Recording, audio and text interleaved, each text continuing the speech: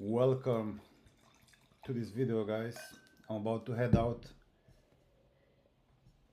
with my girlfriend, and I decided to make this quick presentation for you and take you through how to use leverage to make quite literally multi five figures a month. And I've been doing this for myself. I made 7 figures selling information online. I have a YouTube channel that has almost 25,000 subscribers, and I sold 648 customers. Okay. And this information that I'm going to share with you helped me reach these numbers because I also started from zero. I had 0 subscribers. At some point, I had $0. I had 0 customers. And if you are at around $5,000 to $10,000 per month, this is gonna be that information that's really gonna move the needle for you, because it took me quite literally 3 years in my entrepreneurial journey till I really managed to understand this. And before that, I was running like a chicken without a head. It was a horrible life. I was always trying to figure out the latest marketing gimmick. I was trying to figure out how to script my videos on YouTube. I was trying all this bullshit that honestly didn't work. And once I understood leverage, everything became easier for me. I cannot even describe how my life changed once I understood leverage. And there's another law that I want to discuss with you, maybe at some point in another video, which is the law of compounding. Okay, but essentially, leverage is when you can produce with a small effort a big output, right? Essentially, you are doing more with less effort, time, or money. But asymmetric leverage, which is what we are going to talk about in this video, I think I deleted my, oh, here it is. My bad.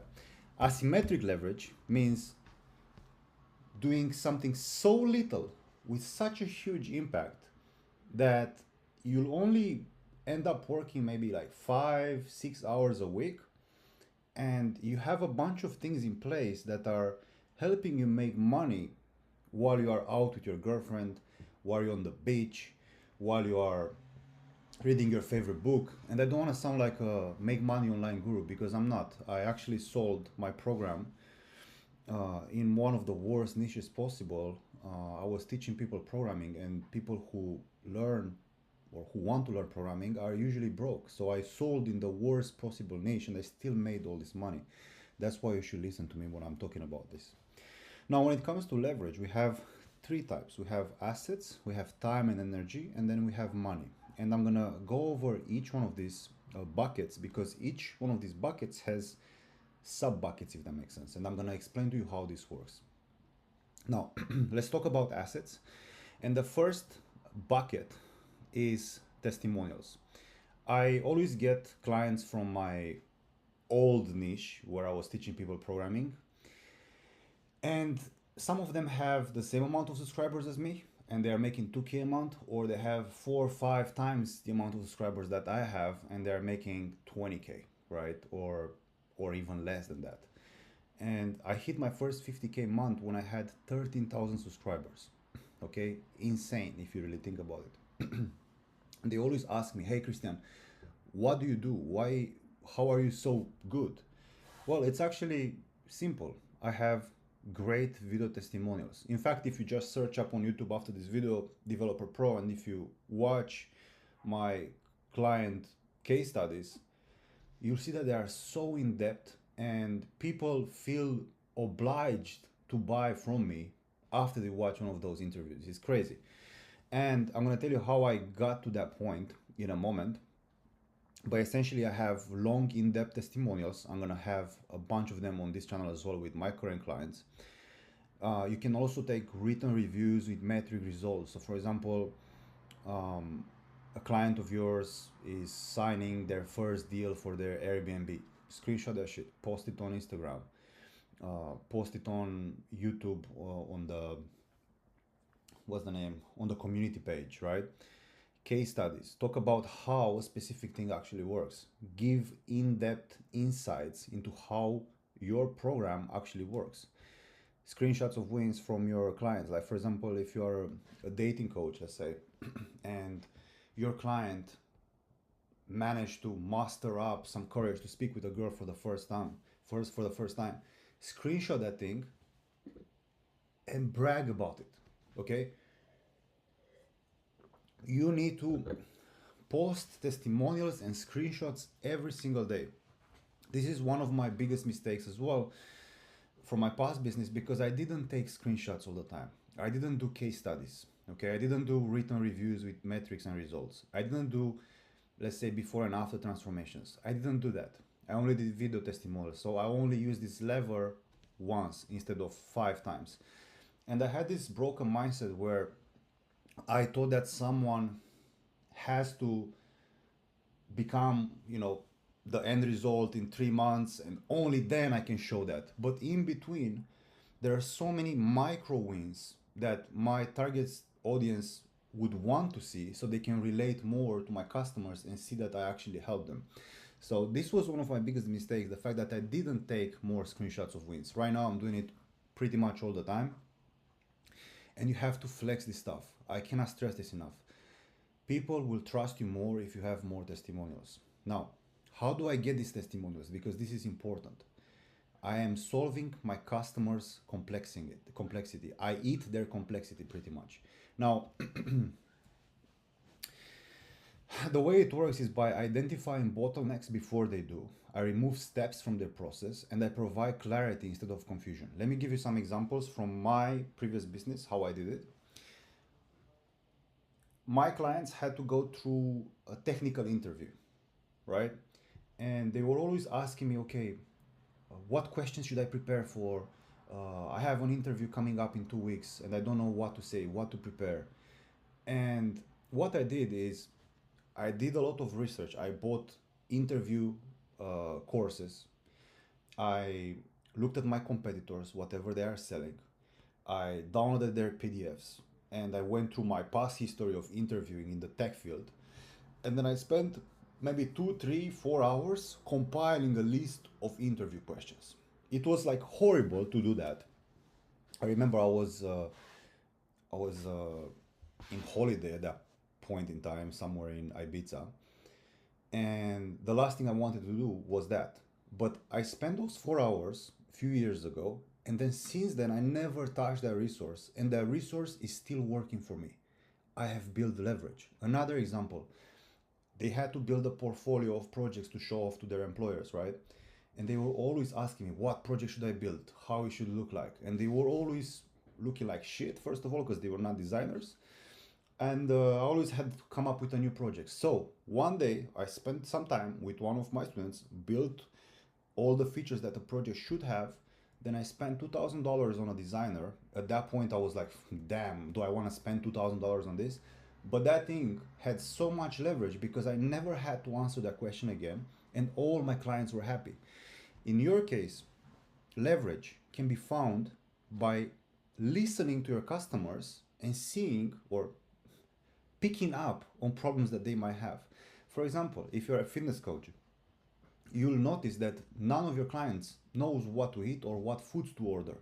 So if you are operating in the UK, for example, you can create some sort of basket for 2000 calories, another one for 2500 calories, another one for vegans, another one for people who eat zero carbs, keto, I think it's called.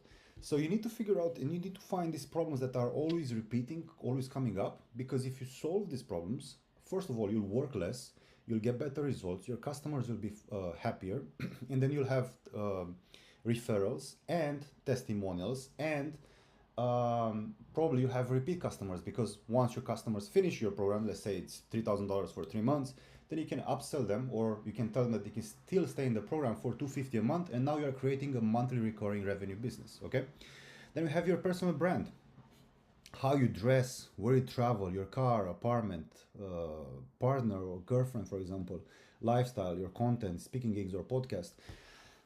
The way you dress yourself is gonna be one of your biggest assets. Like, this is something that I realize right now. You need to figure out who your target audience wants to be, and they need to be that 2.0. Okay, not what they say they want to be, like who they really want to be. That's what I'm talking about here when I say clothing or travel. For example, in my previous business, you have to be smart with this, right? Because I could show myself traveling, for example, to Thailand or to Bali, and that would be the stereotypical programmer. That was my case, right? But if I would show myself going to Dubai renting a Ferrari, then I would be put in a bucket with negative brand. Okay, I have I bought my dream car, a Mercedes AMG GT, and I never showed off that car when I was running that business full time, because then people would have a negative association with me because I bought that car. Now that I'm out of that business, I can post pictures of it because it makes sense. It's part of this brand. So you have to be smart about how you create this image online of yourself, right? Then lifestyle, again, how you live your life is very important, and you should show that off, especially if it's gonna help your audience see that you are an authority in this space. Okay. Then we have intellectual property, like the courses that you're filming, the guides that you're building, the templates that you're creating, your unique mechanisms. If you are already at 5 to 10K per month, you should already have an idea about how to build or how to get someone the end goal.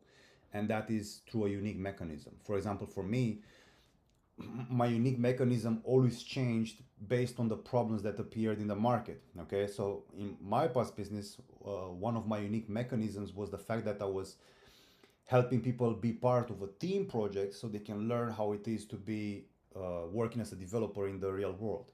Right now, my unique mechanism is the fact that I can help you grow on YouTube and sell online courses and coaching through YouTube and Instagram, and I have a particular way of selling stuff on Instagram versus on YouTube. Okay. Then we have recorded trainings or webinars. If you ever do any type of special trainings with your customers, record that, and then you can use that as a lead magnet. Okay.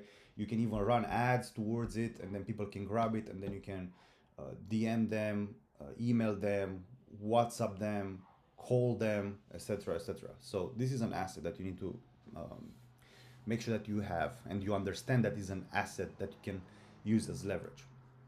Then we have time and energy. So CRM automations, lead nurturing, follow-ups, super important. If you are just relying on the Calendly automation to remind people to join your call, then you'll be in a very tough spot, especially if you are running ads. Okay.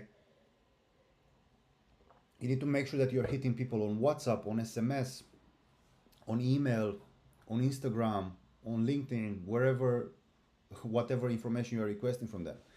Then follow-ups.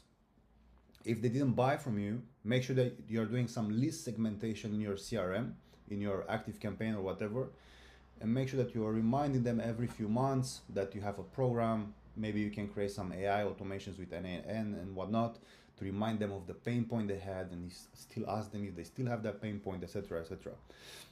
Content scheduling tools, payment and invoice automations, project management automation, especially if you are in B2B. Then we have employees, sales reps.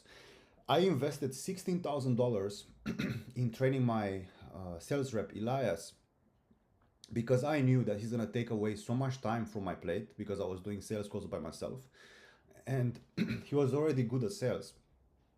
But I decided that I want him to be a fucking killer. So I paid $16,000 to train him up for like 3 to 6 months, I don't even remember. And he was closing at 45%. An absolute savage. That guy made me $900,000. I think it's like a great investment. Then appointment setters, people who can DM your followers on Instagram. These guys, you're paying them almost like nothing, and they're bringing you thousands of dollars. Copywriters. If you are at that level where, let's say you're at 30K, if you're at around 30K, it's a great time to invest into a copywriter, build an email list. If you need a good copywriter, send me a message on Instagram. I can hook you up with a really great one, because they will nurture your email list, and whenever you have to drop a bomb, make them buy something from you, you'll be able to do it. Then we have virtual assistants. These guys will free up your time like crazy. And then client success managers. These guys will make sure that your clients stay your clients, because if you are, the reality is that most of your sales will not be paid in fulls. This is like the truth. Most people will pay in installments. And hi, darling, I'm recording a video. It's okay. And they will be paying over 6 months, let's say. And the client success manager is not only going to make sure that your clients are successful, but is going to make sure that your clients will actually finish paying the program, okay?